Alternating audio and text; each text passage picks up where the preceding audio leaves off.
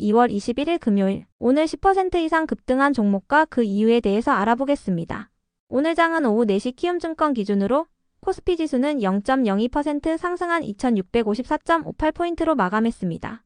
외국인은 매도, 기관은 매수로 임한 가운데 개인은 매수로 대응했네요. 오늘 코스피 거래 대금은 11조 원입니다. 한편 코스닥 지수는 0.83% 상승한 774.65포인트로 마감했습니다.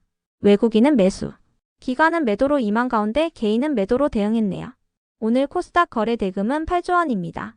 그럼 본격적으로 오늘의 급등 종목들을 살펴볼게요.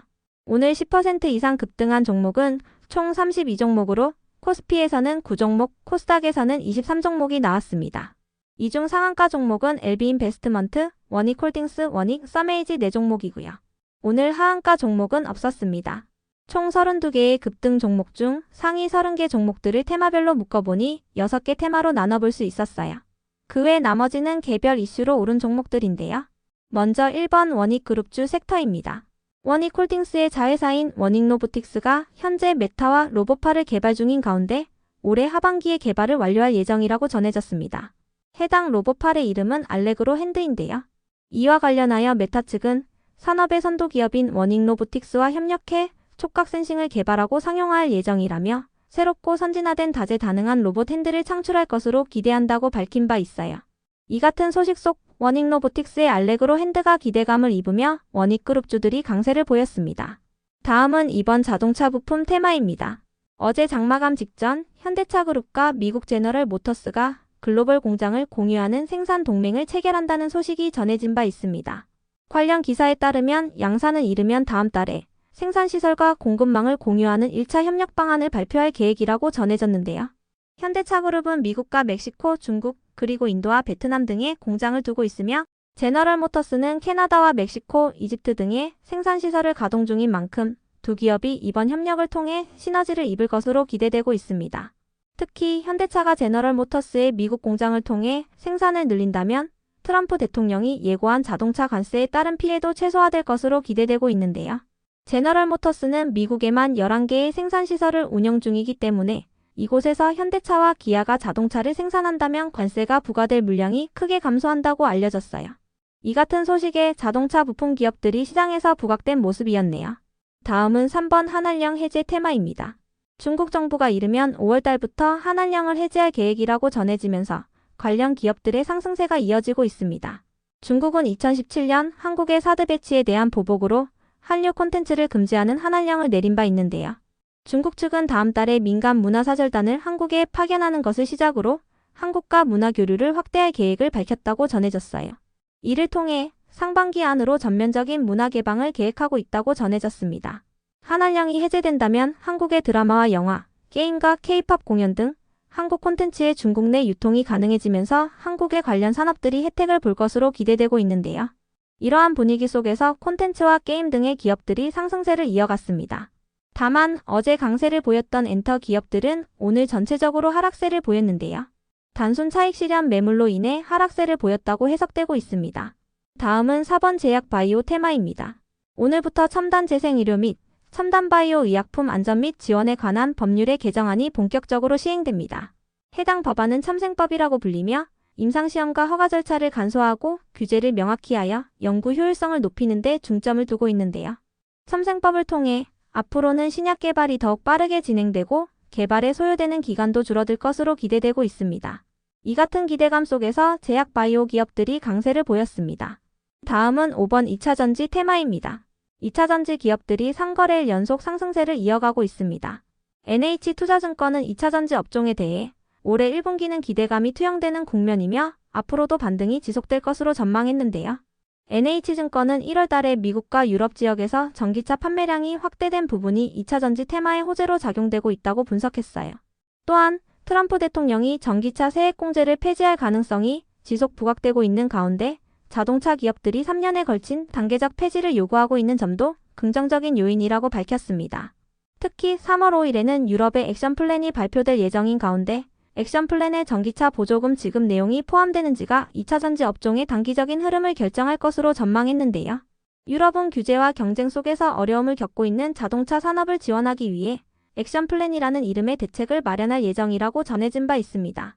액션 플랜에는 각종 규제를 간소화하고 부진한 전기차 수요를 촉진하기 위한 대책이 담길 것으로 전망되고 있는데요.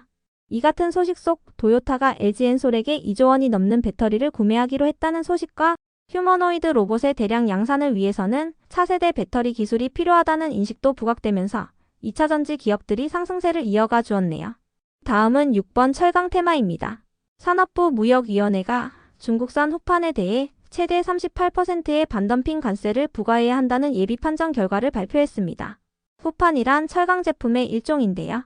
업계에 따르면 무역위원회는 중국이 후판을 정상적인 가격보다 낮은 가격에 수출하는 것이 국내 산업에 실질적인 피해를 미칠 수 있다고 판정했어요. 이를 근거로 후판에 반덤핑 관세를 부과해달라는 내용을 기재부에 건의하기로 했는데요. 이번 조치로 국내 철강 시장을 지키고 철강 기업들의 수익성을 개선할 수 있을지에 대한 관심이 모이고 있습니다. 이 같은 소식에 철강 기업들이 강세로 마감해 주었네요. 그 외 나머지는 개별 이슈로 오른 종목들인데요. 먼저 LB인베스트먼트는 LB인베스트먼트가 투자한 기업 중 하나인 아테코가 엔비디아의 SoCAMM 테스트 핸들러의 개발 공급사로 선정됐다고 전해지면서 상한가로 마감했습니다. 최근 엔비디아는 SoCAMM이라는 특수 디램 모듈을 상용화하기 위해 주요 메모리 기업들과 협의를 진행 중이라고 전해진 바 있는데요. 현재 엔비디아와 메모리 기업들은 시제품을 교환하면서 성능 테스트를 진행 중이며 이르면 올해 말에 양산까지 가능할 것으로 예상되고 있습니다. 이 같은 소식에 LB인베스트먼트가 상한가로 마감해 주었네요. 이어서 TS트릴리온은 전일 언론을 통해 전 대표 시절에 발생했던 부실을 작년 말 기준으로 모두 정리했고 올해 턴어라운드가 가능하다고 밝혔는데요. 해당 소식에 실적 턴어라운드 기대감을 입으며 강세를 이어갔습니다. 매출 감소의 원인은 홈쇼핑 부문의 매출이 감소된 점이었고 여기에 대응하기 위해 쿠팡과 네이버 브랜드 스토어 그리고 자사몰 등의 온라인 매출에 집중하고 있다고 밝혔는데요. 최근 발표한 연간 실적 중 영업 손실이 난 부분에 대해서는 전 대표가 추진했던 마스크 사업과 매출 채권 부실 등이 반영된 영향이라고 설명했습니다. 다음으로 R&D 테크놀로지와 S&T에너지, KS인더스트리의 급등 이유는 파악되지 않았습니다. 이어서 KX는 기업 가치 제고 계획을 발표하며 강세로 마감했습니다. KX는 올해 2분기에 자사주 매입 및 소각 등의 주주환원 정책을 실시할 예정이라고 밝혔습니다. 그럼 오늘의 거래량과 거래대금 상위 종목들을 시장별로 살펴보고 마칠게요. 먼저 코스피 시장에서 거래량 상위를 기록한 종목을 살펴보겠습니다. 1위가 오리엔트 바이오, 2위는 동양철강, 3위는 YG플러스, 4위는 삼성전자, 5위는 삼성중공업, 6위는 금양, 7위는 포스코DX, 8위는 항공무브넥스, 9위는 두산에너빌리티, 10위는 문배철강입니다. 이 중 10% 이상 상승한 종목은 금양과 항공무브넥스입니다. 각각 2차전지 관련주, 자동차 부품 관련주입니다. 한편 코스닥 시장에서 거래량 상위를 기록한 종목은 1위가 TS트릴리온, 2위는 모티브링크, 3위는 클리노믹스, 4위는 동방메디컬, 5위는 원익홀딩스, 6위는 효림로봇, 7위는 원익큐브, 8위는 IST, 9위는 빛가전자, 10위는 TS인베스트먼트입니다. 이 중 10% 이상 상승한 종목은 TS트릴리온, 모티브링크, 동방메디컬, 원익홀딩스, 원익큐브입니다. TS트릴리온은 개별 이슈가 있었으며 모티브링크는 신규 상장주이자 자동차 부품 기업입니다. 동방메디컬은 신규 상장주이자 미용기기 기업이며 원익홀딩스는 자회사인 원익로보틱스의 개별 이슈로 그룹주들과 함께 강세를 보였습니다. 다음으로 코스피 시장에서 거래대금 상위를 기록한 종목을 살펴보겠습니다. 1위가 삼성전자, 2위는 하이닉스, 3위는 하나오션, 4위는 현대로템, 5위는 하나에어로스페이스, 6위는 포스코DX, 7위는 포스코홀딩스, 9위는 두산에너빌리티, 9위는 금양, 10위는 하나시스템입니다. 이 중 10% 이상 상승한 종목은 2차전지 관련주인 금양입니다. 한편 코스닥 시장에서 거래대금 상위를 기록한 종목은 1위가 모티브링크, 2위는 레인보우 로보틱스, 3위는 동방메디컬, 4위는 IST, 5위는 에코프로, 6위는 알테오젠, 7위는 이엔셀, 8위는 테크인, 9위는 필옵틱스, 10위는 마녀공장입니다. 이 중 10% 이상 상승한 종목은 모티브링크, 동방메디컬, 이엔셀입니다. 모티브링크는 신규 상장주이자 자동차 부품 기업이며 동방메디컬은 신규 상장주이자 미용기기 기업입니다. 이엔셀은 바이오 기업으로 첨생법 시행을 통한 수혜 기대감을 잇고 있습니다.